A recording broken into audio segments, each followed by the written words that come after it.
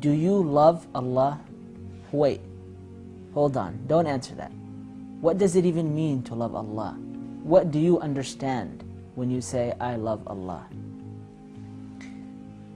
If we look at the linguistic meaning of love in the English language, we can learn a lot from what it truly means to love one thing or one being. Love can be translated in Webster's dictionary as to have a passionate affection, profound tenderness, strong liking, complete contentment, absolute reliance between someone or something. SubhanAllah, when you think about it, the English language cannot define what love is. So how is it that we are so ready to say we love Allah? Great men like Abu Bakr radiallahu anh, Umar al-Khattab radiallahu anh, Uthman ibn Affan radiallahu anh, and Ali ibn Abi Talib radiallahu anh, all these great men, these people had the love with Allah subhanahu wa ta'ala. How is it so that Abu Bakr, as the Amir, as the head of a state, Amirul Mu'mineen, my dear brothers and sisters, how is it that he would travel every day? He would travel every day after Fajr to a blind elderly woman's house and clean her house and prepare her children, tend to her animals, and yet she didn't even know who he was, who this man was, what this man did. All she knew was that a man came and provided for her. How is it, if not for the love of Allah subhanahu wa ta'ala, what else did Abu Bakr do it for?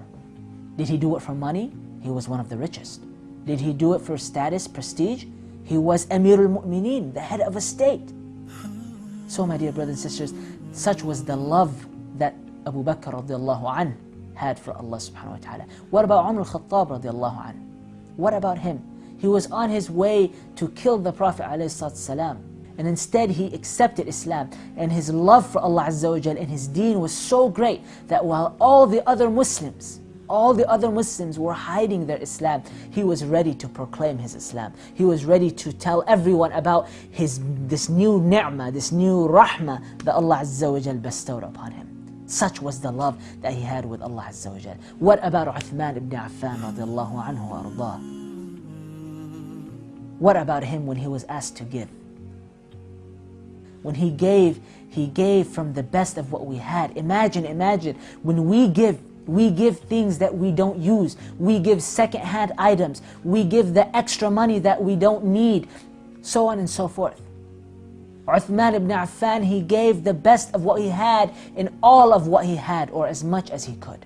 When the Prophet ﷺ asked for military equipment for a battle, Uthman ibn Affan, he didn't give used items. He gave what we would be an equivalent of today, fully loaded Humvees. He brought the best camels. He brought the best shields and swords. Imagine the cost he took upon himself to provide this for the Muslims. Such was the love. If he didn't do it for the love of Allah Azza wa Jal, as we said before, if it wasn't for the love of Allah, what was it for? Did he need to become popular? No. His status was there. His wealth was there. He had everything he needed.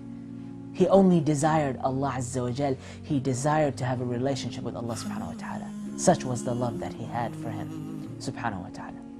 My brothers and sisters in Islam, how much does Allah subhanahu wa ta'ala do for us? He created us. He gave us life. He gave us good health. He gave us wealth. He gave us children. He gave us wives and spouses. He gave us beautiful homes to live in. He promises for us an eternal paradise. He will elevate our status and let us look at His face on the Day of Judgment. How does Allah subhanahu wa ta'ala love us so much? The Prophet sallallahu alaihi wasallam said, Wallahi, indeed Allah loves us and loves people far more than a mother who has lost her child when she finds her child back. Imagine when a mother who's lost her child finds the child for the first time, how much does she love the child, subhanallah. It is for this reason why Sufyan al-Thawri rahimahullah used to say, Wallahi, I would rather have Allah as my judge on the Day of Judgment rather than my own parents. Why? Because I know Allah loves me more than my own parents. Allahu Akbar.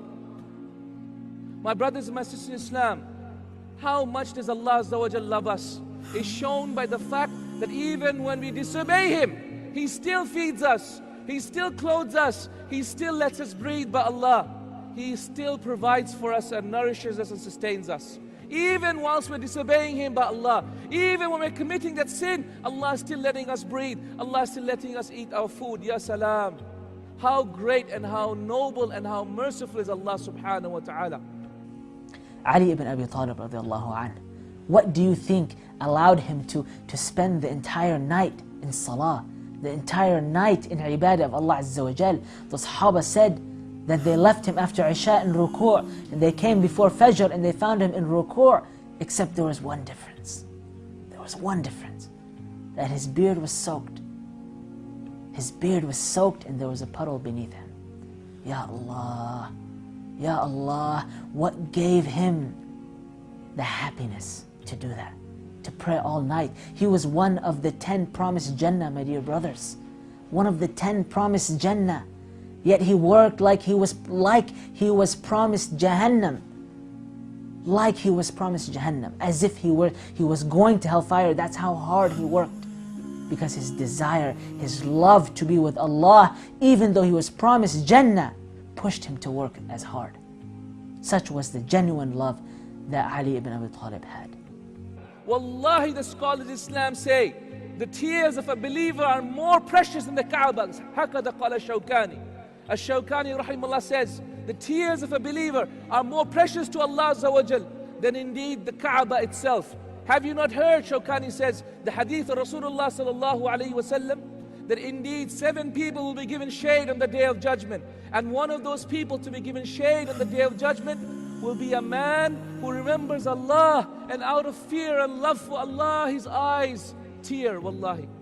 And so he says, wallahi, the tears are more beloved to Allah than the Kaaba by Allah. What about people like Ahmad ibn Hanbal? Ahmad ibn Hanbal, the love he had, Ya Allah, is just humbling. This is a man. We can claim those were Sahaba. This is a man, a knowledgeable man, like you and me. When he was arrested once, the punishment for him was 100 lashes. 100 lashes on the great Imam, rahimahullah. So when they executed this punishment, it was executed in public, and the people saw it and his students saw it. So the executor, he began to whip. 100 lashes. And in between those lashes, he passed out. When he regained consciousness, he found that his students had gathered around him in his house. And you know the first question he asked, after being whipped and everything, he said, did you guys pray Asr? Did you pray Asr? And his students replied, yes. So he said, then make wudu for me so I can pray the Asr. So they made wudu and he prayed Asr. And then after the Salah, his students were around him and they asked him a question. They asked him, oh Shaykh, oh our Shaykh, when the whipper was whipping you, we were crying out of the pain that you were going through, yet you were smiling. You were smiling. Why? So the Imam, rahimahullah, he said, you guys were looking at the hand of the whipper. He said, but I was looking at the hand of Allah subhanahu wa ta'ala. Ya Allah, if it wasn't for the love that he had for Allah Azza wa Jal, how else would he think the way he thought in his punishment? Put yourselves in the shoes of these great men, in these situations, and then ask yourself, would you have reacted the same? Would you have done the same? Would you have thought the same? And ultimately, ask yourself, do you love Allah?